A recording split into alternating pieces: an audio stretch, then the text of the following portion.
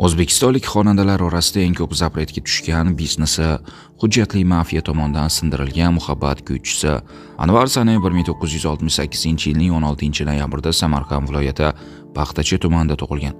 Quyida Atirgul, Muhabbat, Chinoshqilar, Yor-yorlar kabi yuzlab qo'shiqlari hit darajasiga ko'tarilgan xonandaning ijod yo'lida qanday mashaqqatlarni boshdan kechirgani haqida so'z yuritamiz. Anvar Sanayev Abdulla Qodiriy nomidagi Toshkent davlat madaniyat institutida tahsil olgan. Uning musiqa san'atidagi ustozlari amakisi Umarjon Sanayev va taniqli xonanda Muhriddin Xoliqovlar hisoblanadi. San'atkorning televizion debyuti 1998-yilda 7 dan 70 gacha ko'rsatuvda bo'lgan. Ko'rsatuvda xonanda Aql o'qishim oldi muhabbat qo'shig'ini ijro etgan. Oradan 2 yil o'tib, ya'ni 2000-yilning 10-noyabrida xonanda poytaxtdagi Turkiston san'at saroyida "Meni uchun azizam" deb nomlangan konsert dasturini taqdim etgan. Shundan so'ng Anvar Sanayev samimiy qo'shiqlari, noodatiy ovoz tembri bilan tinglovchilar mehrini qozona boshladi.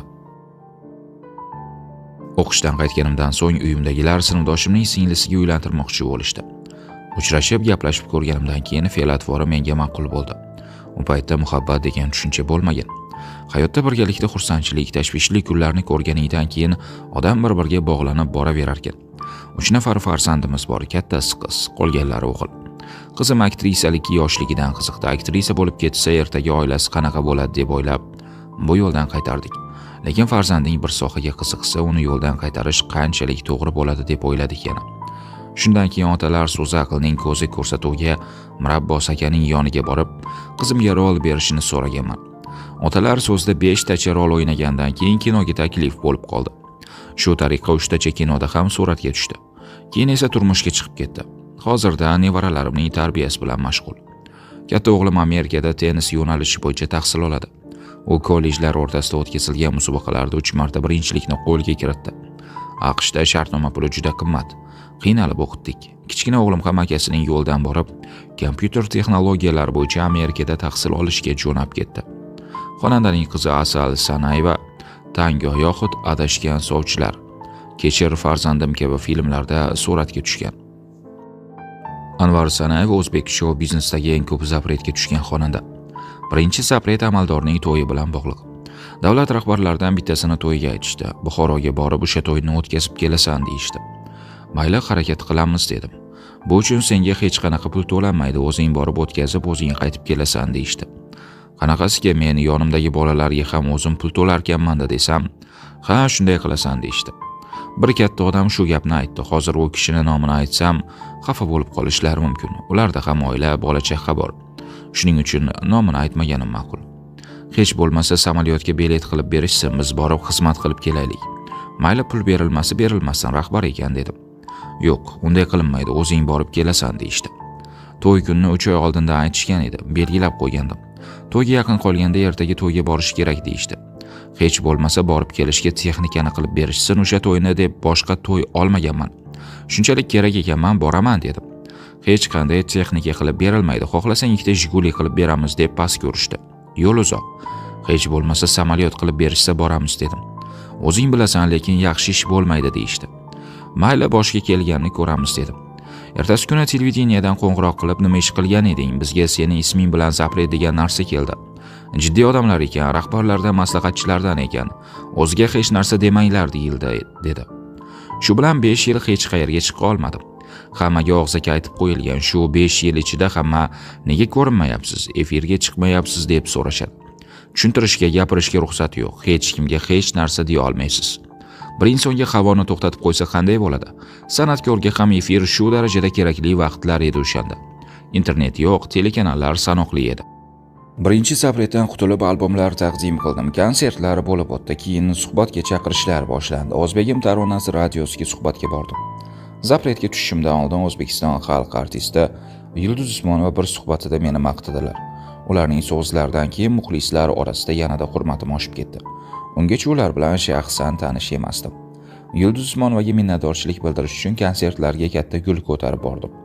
Yulduz opa, obro'yimni ko'tardingiz. Men uchun bu juda katta gap deganimda ular, men suhbatda to'g'risini aytganman, haqiqatan ham yaxshi ijod qilyapsiz degandilar. O'zbegim taronasidagi suhbatda qaysi ustoz san'atkorlarning qo'shiqlarini yoqtirasiz degan savol bo'ldi. Men Yulduz Usmonovani juda hurmat qilishimni, ulardek bo'lishni har bitta qo'shiqchi orzu qilishini aytdim. Bu inson O'zbekiston nomini chet ellarda eslatib turadi. Konsertlar tufayli Yulduz Usmonova deyishganda O'zbekiston ham chet elliklarning ko'z oldiga keladi deganman. Suhbatdan chiqishim bilan hali uyga yetib bormasimdan yo'lda telefon bo'lib, senga zapret keldi. Suhbatda Yulduz Usmonova haqida nima degan eding deyishdi. Shu sabab bo'lib yana 3 yil zapretda yurdim. O'sha vaqtda Yulduz Usmonova ham zapretda ekan. Ularni maqtaganim uchun meni ham zapretga tiqishgan ekan. Yulduz Usmonovani yaxshi xonanda deganim uchun zapretga tushganimdan keyin bir amallab zapretdan qutuldim. Go'zalim Barno deb nomlangan konsert dasturimni 2010-yilda taqdim qildim. Muxlislar juda ham yaxshi kutib olishdi. Konsertdan keyin tayyor turishadimi deyman-da. Konserting yaxshi chiqsa darrov zapretdasan. Jasur Umirov klipidagi bozor o'tmay qolgan xonanda roli. Jasur kela ustoz, sizni qo'shiqlaringizni eshitib katta bo'lganman. Konsertlaringizga kirishga pulim bo'lmagan vaqtlar bo'lgan. Konsertimga boring iltimos deb taklif qilgan. Konsertiga bordim. Konsertda ustozim deb e'lon qildi. Rahmat e'tibor uchun deb omad tiladim. Otasi bilan yaxshiman. Otasi yaxshi inson. O'g'lim sizning yo'lingizdan ketgan deb ko'p gapirgan. Bir payt Jasur klipga taklif qilib qoldi. Ustoz, shu klipimga tushib bersangiz dedi. Klipda men tush ko'raman, tushimda taniqli qo'shiqchi bo'laman. Shu darajada taniqli bo'lamanki, syomka qilayotganingizda sizni ko'rib, niyat qilib, yoningizdan o'tib ketaman dedi. Ma'nosi yaxshi ekan, mayli chiqib beraman dedim. Qancha pul bersam bo'ladi deganida, qiziqmisan dedim. Biz uchun bu yaxshi-ku, ustoz deb turgan bo'lsang, unaqa dema, uyat bo'ladi dedim. Suratga olish ishlarining boshdan oxirigacha bo'lmaganman. O'zimning joyimni o'ynadim-da ketdim. 10-15 kun o'tgandan so'ng klipni chiqishidan oldin bir ko'ray dedim.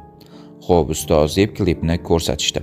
Qarasam umuman boshqa holat. Birovga yaxshilik qilaman deb klipiga chiqsang-da seni past ko'rgandek qilib olib chiqishsa.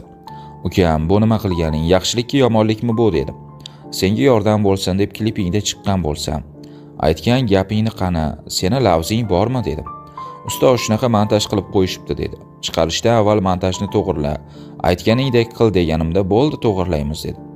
Ertasi kuni telefon qilib ustoz uzr, klip chiqib ketib qolibdi, internetga tarqab ketibdi deydi.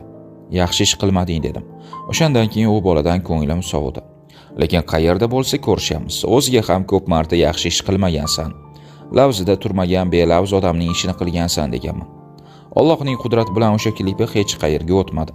Badiiy kengashlardan qaytarildi. Yosh qo'shiqchi bo'lgani uchun shunaqa ish qilgan deb o'ylayman. Tanilganingizdan keyin atrofingizdagilar hammasi biznes qilishni maslahat beraveradi. Aka, bunaqa biznes qilaylik, sherik bo'laylik, zo'r bo'ladi deyishdi. Shunaqa gaplardan keyin o'z sohamga yaqin deb ovoz yozish studiyasi ochdik. Studiyani hamma standartlarga, hamma talablarga javob beradigan uskunalar bilan jihozladik.